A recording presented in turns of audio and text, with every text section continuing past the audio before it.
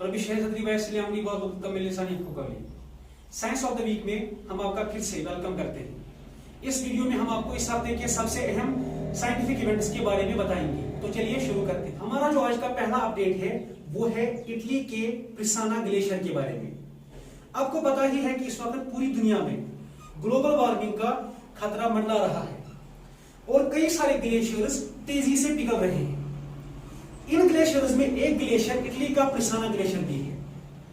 इस ग्लेशियर के बारे में कहा जाता है कि 1993 से अब तक इसका 1/3 वॉल्यूम खत्म हो चुका है। अब इस ग्लेशियर को मेल्ट होने से बचाने के लिए इटली गवर्नमेंट ने यह डिसाइड कर लिया है कि वो इसके ऊपर, इस ग्लेशियर के ऊपर एक ट्रापोलिन लगाएंगे।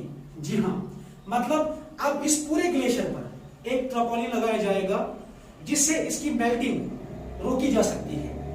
ये ट्रापोलिन करता क्या है? जब इस पर सनलाइट पड़ती है तो ये सनलाइट को वापस रिफ्लेक्ट करता है और इससे होगा ये कि जो ग्लेशियर है वो इतनी तेजी से नहीं पिघल जाएगा। हमारा जो आज का सेकंड अपडेट है वो है एस्ट्रोनॉमर्स की एक स्टडी के बारे में। आपको पता ही है कि हमारा सोलर सिस्टम जिस गैलेक्सी से बिलोंग करता है उस गैलेक्सी का नाम है मिल्की वे गैलेक्सी। इस गैलेक्सी के बारे में कहा जाता है कि इसमें 400 बिलियन स्टार्स है। जी हाँ, 400 बिलियन।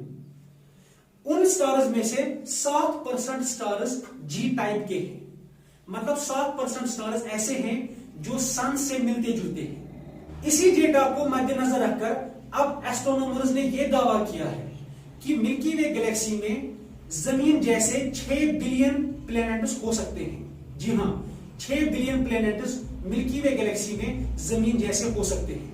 अब इंटरेस्टिंग बात यह होगी कि इतने सारे प्लैनेट्स अगर जमीन जैसे हैं तो क्या इन पे भी लाइफ एग्जिस्ट करती है या नहीं?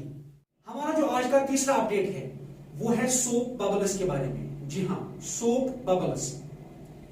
आपने कई बार पॉलिनेशन का नाम सुना होगा।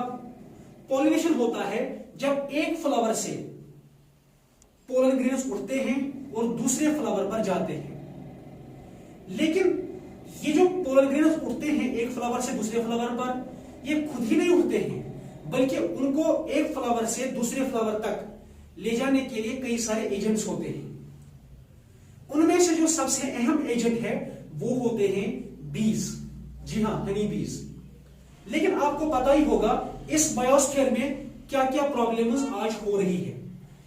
क्लाइमेट चेंज हो रहा है, कई सारे स्पीशीज दुनिया से खत्म हो रहे हैं। इसी तरह जो बीज है उनकी पॉपुलेशन भी कम हो रही है। अब अगर बीज की पॉपुलेशन कम होगी तो फिर पॉलिनेशन पर इसका बहुत बुरा असर पड़ेगा। इसी बात को मद्देनजर रखकर साइंटिस्ट्स का दावा है कि अगर बीज की पॉपुलेशन कम होती भी है तो पॉलिनेशन पर कोई असर नहीं आएगा, क्योंकि अब पॉलिनेशन सोप बबल से भी की जा सकती है। मतलब अब साइंटिस्ट एक ऐसी टेक्नोलॉजी लाने वाले हैं जिससे सोप बबल्स से पॉलिनेशन की जा सकती है। मतलब अब सोप बबल्स क्या करेंगे, वो एक फ्लावर से पोलन ग्रेन्स उठाएंगे, दूसरी फ्लावर पर डालेंगे। अभी इस टेक्नोलॉजी की ट्रायल चल रही है।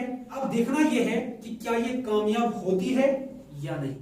हमारा जो आज का नेक्स्ट अपडेट है वो है एक फॉसिल के बारे में। 2011 में अर्जेंटीना में एक फॉसिल देखा गया था जो 68 मिलियन ईयर्स पुराना था। इस पर रिसर्च करने के बाद अब साइंटिस्ट्स ये दावा कर रहे हैं कि ये फॉसिल एक अंडा है और ये अंडा एक मैरीन रेप्टाइल जिसका नाम मोसासोरस है, और ये रेप्टाइल डायनासोरस के जमाने में रहता था। इतना ही नहीं, साइंटिस्ट्स का ये भी दावा है कि ये अब तक का दूसरा सबसे बड़ा अंडा देखा गया है। इससे पहले जो दुनिया का सबसे बड़ा अंडा देखा गया था वो था एलिफेंट बर्ड्स का। अब ये अंडा देखा गया है जो दुनिया का दूसरा सबसे बड़ा अंडा है।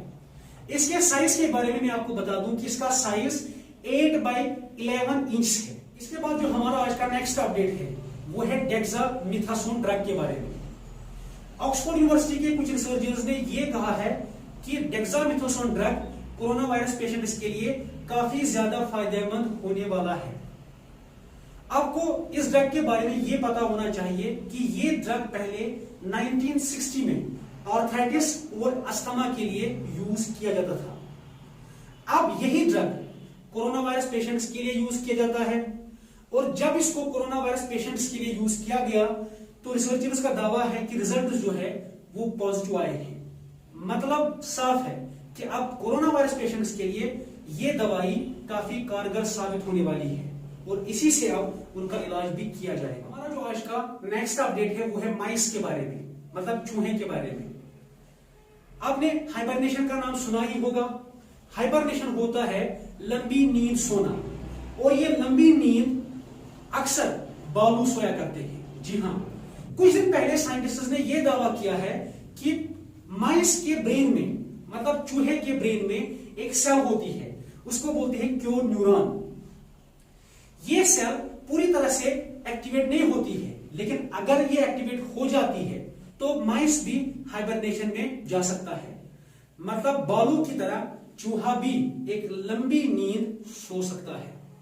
हमारा जो आज का लास्ट अपडेट है वो है कोरोना वायरस के लिए बनाई गई एक ड्रग के बारे में है। जीलेनमार्क फार्मास्यूटिकल्स का दावा है कि उन्होंने इंडिया में कोरोना वायरस के लिए सबसे पहली दवाई बना ली है, और वो दवाई है फेविपिराविर टैबलेट। जी हाँ, इस टैबलेट का ब्रांड नेम फेबिफ्लू है, और मार्केट में आपको ये एक टैबलेट 103 रुपए में मिलेगी।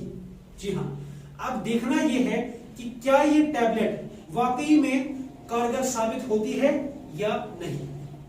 तो ये थे हमारे आज के अपडेट्स। कुछ ऐसे अपडेट्स के साथ हम नेक्स्ट वीक इंशाल्लाह आपके सामने हाजिर होंगे। तब तक के लिए स्टे सेफ, स्टे ट्रू। अल्लाह हाफिज।